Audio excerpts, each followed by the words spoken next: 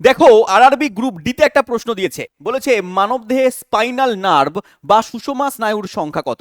দেখো আমাদের সারা শরীরে যেরকম ভাবে শিরা উপশিরা ছড়িয়ে আছে তেমন ভাবেই সারা শরীরের মধ্যে মস্তিষ্ক থেকে শুরু করে মেরুদণ্ড থেকে শুরু করে সারা শরীরে সুতোর মতো আমাদের স্নায়ু ছড়িয়ে রয়েছে।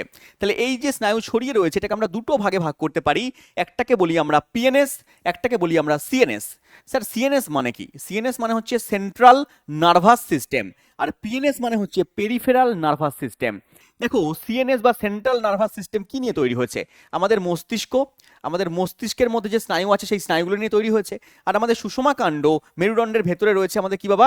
সুষমা কাণ্ড নিয়ে তৈরি হয়েছে আমাদের সিএনএস সিস্টেম। এই মস্তিষ্ক এবং সুষমা কাণ্ড থেকে যে স্নায়ুগুলো বেরিয়েছে সেগুলোই আমাদের দেহের বাদবাকি অংশে চলে গেছে এবং সেগুলো নিয়ন্ত্রণ করছে বাদবাকি অংশের কাজ। তাহলে পিএনএস এর বাদবাকি যে পিএনএসটা রয়েছে মস্তিষ্ক সুষমা কাণ্ড বাদে সেই অংশের কাজকে নিয়ন্ত্রণ করছে কে বাবা? না সিএনএস, মানে মস্তিষ্ক মানে সুষমা কাণ্ড। এই মস্তিষ্ক সুষমা কাণ্ডের মধ্যে অনেক স্নায়ু রয়েছে। কতগুলো করে স্নায়ু রয়েছে? না স্পাইনাল নার্ভ রয়েছে কতগুলো? স্পাইনাল নার্ভ রয়েছে আমাদের 31 জোড়া। স্যার 31 জোড়া কিভাবে রয়েছে? আমাদের মেরুদণ্ডের ভেতরে রয়েছে সুষমা কাণ্ড বা স্পাইনাল কর্ড, আর সেখান থেকে বেরিয়েছে সুষমা স্নায়ু। এটাকে কি বলছি আমরা বাবা? সুষমা স্নায়ু বলছি। এই সুষমা স্নায়ু দু সাইডে বেরিয়েছে। তাহলে এরকম করে 31 জোড়া, জোড়ায় জোড়ায় বেরিয়েছে, এদিকে একটা এদিকে একটা, এরকম ভাবে 31 জোড়া আমাদের সুষমা স্নায়ু বা স্পাইনাল নার্ভ কিন্তু মেরুদণ্ডের ভেতর থেকে সুষমা কাণ্ড থেকে বেরিয়েছে। এবং আমাদের ক্রেনিয়াল নার্ভ, যাকে বলছি আমাদের করোটিও স্নায়ু, কি বলছি আমরা? করোটি থেকে বেরিয়েছে, মস্তিষ্ক থেকে বেরিয়েছে, এই জন্য আমরা ক্রেনিয়াল বা করোটিও স্নায়ু বলছি। এই করোটিও স্নায়ু হচ্ছে 12 জোড়া।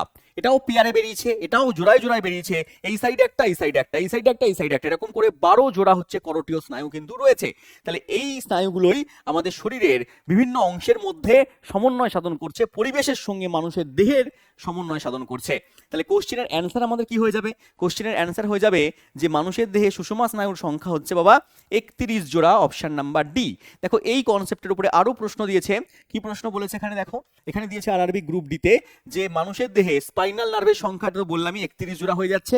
পরের কোশ্চেনে চলে এসো। আরআরবি এনটিপিসিতে আসা প্রশ্ন, বলেছে মস্তিষ্ক থেকে সরাসরি নির্গত স্নায়ুগুলোকে কি বলা হয়? আমাদের মাথা থেকে মস্তিষ্ক থেকে যে স্নায়ু বেরিয়েছে তাকে আমরা কি বলছি? ক্রেনিয়াল নার্ভ বা করোটিও স্নায়ু। তার সংখ্যা কত? 12 জোড়া। চলে এসো পরের কোশ্চেনে। পরের কোশ্চেন বলেছে স্নায়ুতন্ত্রের প্রধান কাজ কি? আমি একটু আগেই বললাম স্নায়ুতন্ত্রের প্রধান কাজ হচ্ছে দেহের বিভিন্ন অংশের মধ্যে সমন্বয় সাধন করা, পরিবেশের সঙ্গে দেহের সমন্বয় সাধন করা। কি হবে? অপশন নাম্বার সি, দেহের বিভিন্ন অংশের মধ্যে সমন্বয় সাধন এবং বার্তা আদান প্রদান করা। তাহলে স্নায়ুতন্ত্র সম্পর্কে আমরা জানলাম, সিএনএস সম্পর্কে জানলাম। এছাড়াও তুমি যদি জানতে চাও যে স্নায়ুতন্ত্রের বাদবাকি অংশগুলোর নাম কি কি রয়েছে তাহলে কমেন্ট বক্সের মধ্যে লিখবে। তাহলে স্নায়ুতন্ত্র নিয়ে একটা বড় ভিডিও তোমাদের জন্য বানাবো,